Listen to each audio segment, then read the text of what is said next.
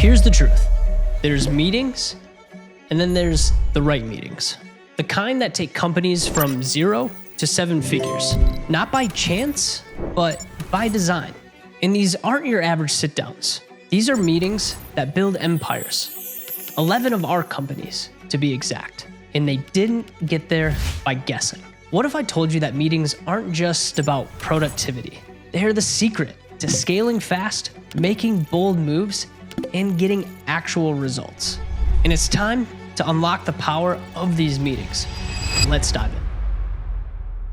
All right, crew, in this video, I'm going to show you the exact 3 meetings that we've used across 11 companies to scale them past 7 figures. Let's dive in. The first meeting that we're going to be chatting about today is our weekly all hands team sync. Now, each of these meetings will come with an agenda template and you'll get access to the MIRO board. You just got to go into the description of this video, click on the link, and you'll get full access to everything that you're seeing here on my screen. Now, an overview of this meeting, okay, the audience, this is the entire company or team.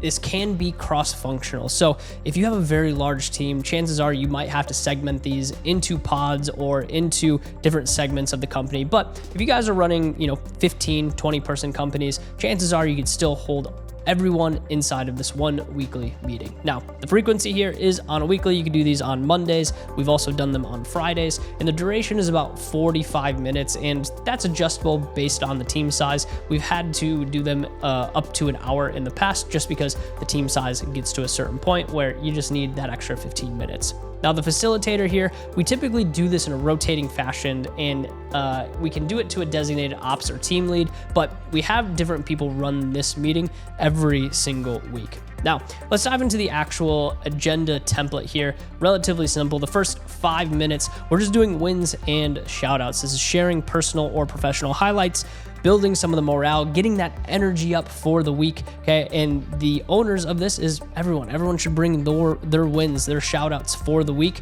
to the first 5 minutes of this meeting.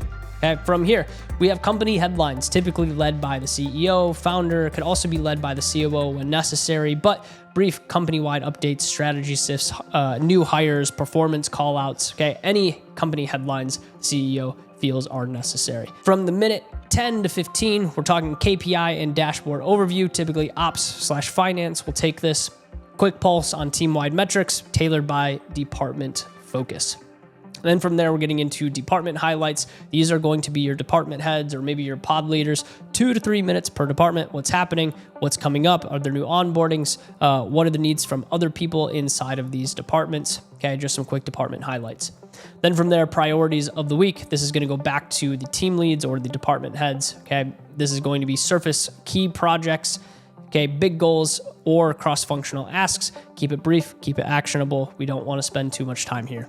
And from there, we'll go into a deep dive segment, and this can be rotating. This is what we do is like a spotlight, okay? It can be a success story that you had with a client. It could be behind the scenes walkthrough on how a certain department is functioning, or it could be a mini training if you guys have someone that is taking the lead on AI and you want to teach the team how to prompt ChatGPT a little bit better. Great. You can bring mini trainings to this segment as well, but just a fast 5 minutes. From there, last 5 minutes, feedback, questions, optional Q&A, open floor for improvements, bottleneck, quick polls, anything else that you feel like would be necessary to tuck into that last 5 minutes. The team's aligned, they're ready to go, and you ship them off for the week. Some best practices for our weekly syncs, okay? Participation, okay? Use breakout rotations or assign update reps for larger teams. So once again, you could break these into the pod level if necessary, or they should have some sort of rotation of like the person that is assigned and leading the team, okay? We're gonna encourage everyone to prep one short win for this meeting. It should be kind of like a knee-jerk reaction of like, if you come to this meeting, you have a win prepared. We shouldn't have to think about this,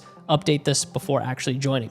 On the engagement tactics here, sometimes these all hands meetings, it's 1 or 2 people leading them. So rotate hosts, keep the energy fresh, include fun icebreakers if necessary. It could be trivia, whatever it is at the start if you want to add in something a little extra. Okay, let the team members nominate peers for shoutouts. Okay, we typically structure those around core values, right? So if someone is doing a really great job leading clients, pin that on a core value that you have internally, and then share what their action is doing is aligning with that core value. Okay, tools for this, slides, visual aids, keep a recurring deck updated with wins, KPIs, team visuals as needed. You can also do a live document inside of ClickUp, Notion, Google Docs. Okay, this is just a live agenda for team contributions. They can add things in when necessary. And then recordings, if anyone is async or you have absentees, you want to make sure that that recording gets out to them so they can catch up on the weekly sync. Okay, you can add in some additional things here as well, and you can make shifts to these meetings as needed, but maybe you have a state of the company segment, customer success story,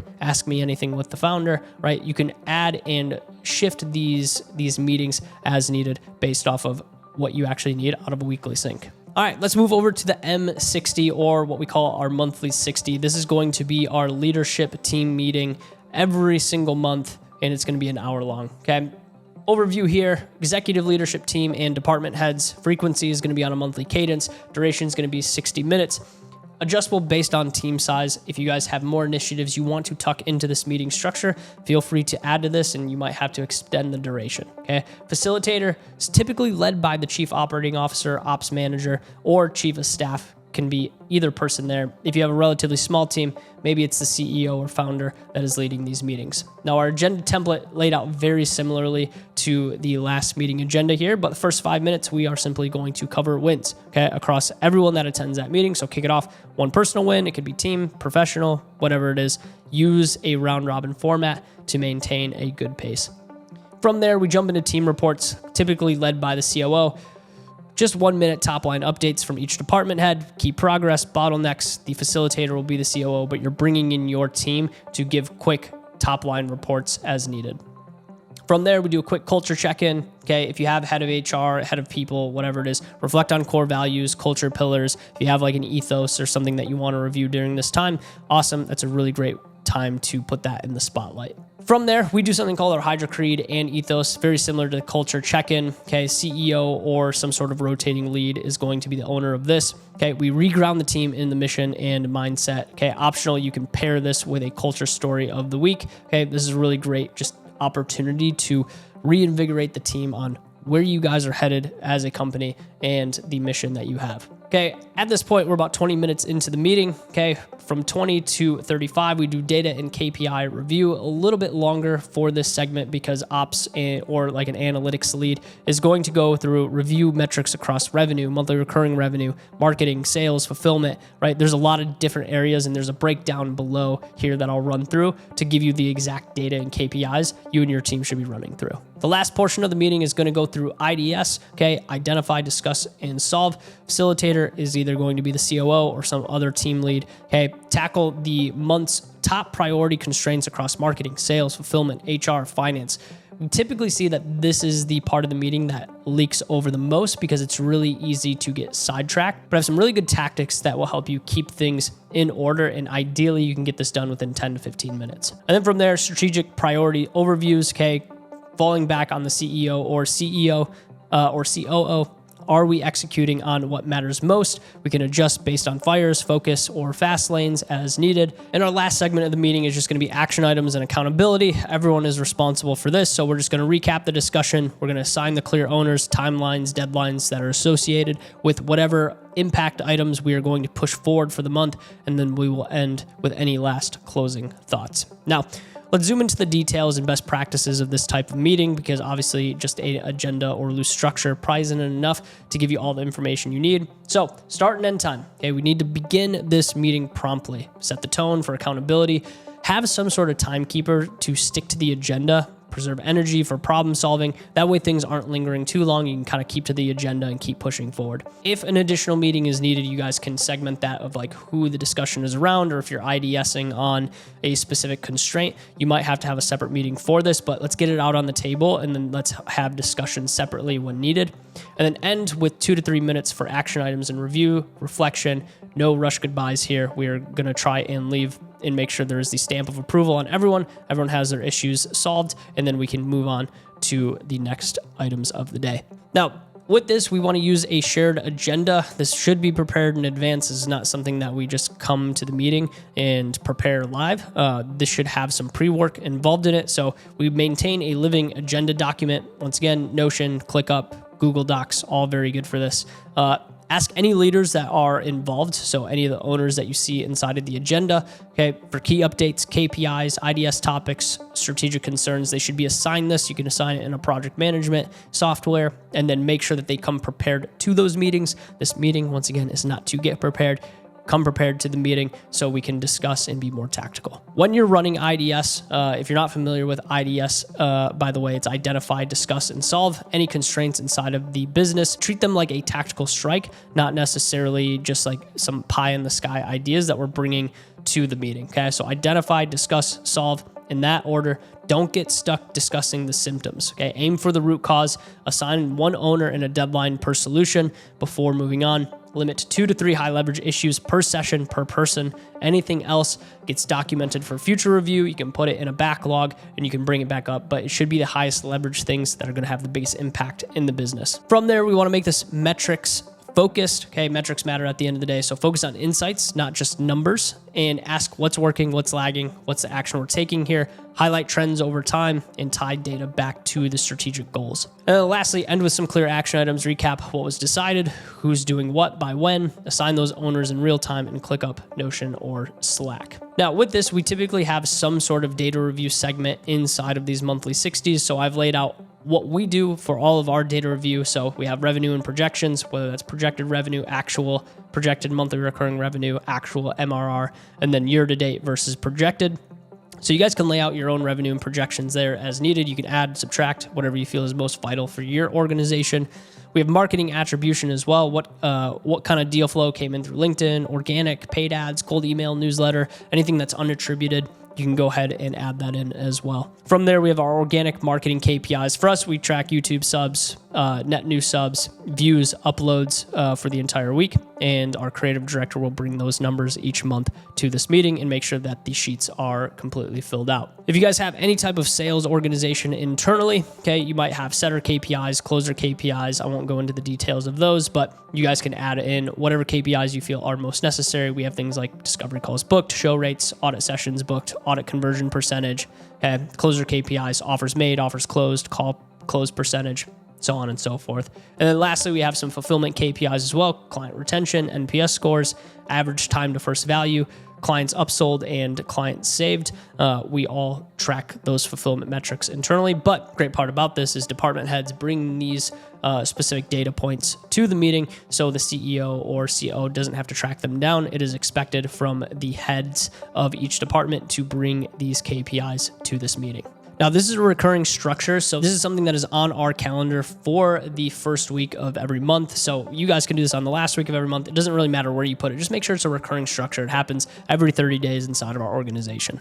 All right, and this moves us into our final meeting template that has scaled our companies, which is our one-on-one meeting structure. This is with everyone's direct report. Okay, so each team member and their direct manager. Frequency, this could be bi-weekly, weekly. It depends on the cadence you want to go here, but we recommend at least a bi-weekly check-in with each teammate. Duration will be about 30, 45 minutes. Typically, we can distill them down to 30 minutes. And then the facilitator is actually the direct report, so they're going to own the agenda, but the manager is going to guide the flow.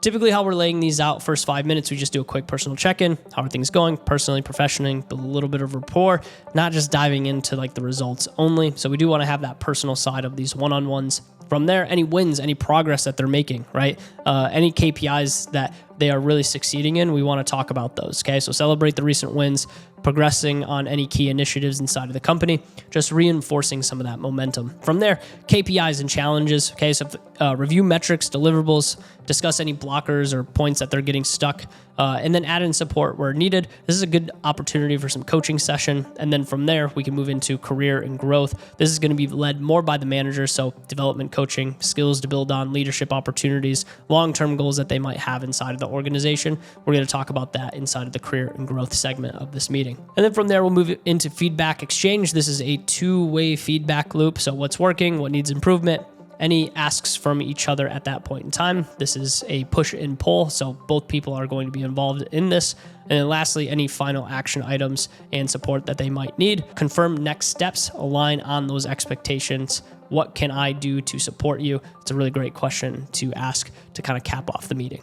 let's jump into some best practices for these one-on-ones. Okay, first, make sure we're protecting the time. No rescheduling unless absolutely necessary. Okay, signal the importance and consistency of these meetings. Okay, hold the meetings in private. Okay, so these should not be group discussions. Chances are, as you get more in depth in these one-on-ones, there's going to be private discussions that you need to have with these individuals. Okay, it should be distraction-free space. You can do this via Zoom, Google Meets, or in person. Doesn't really matter.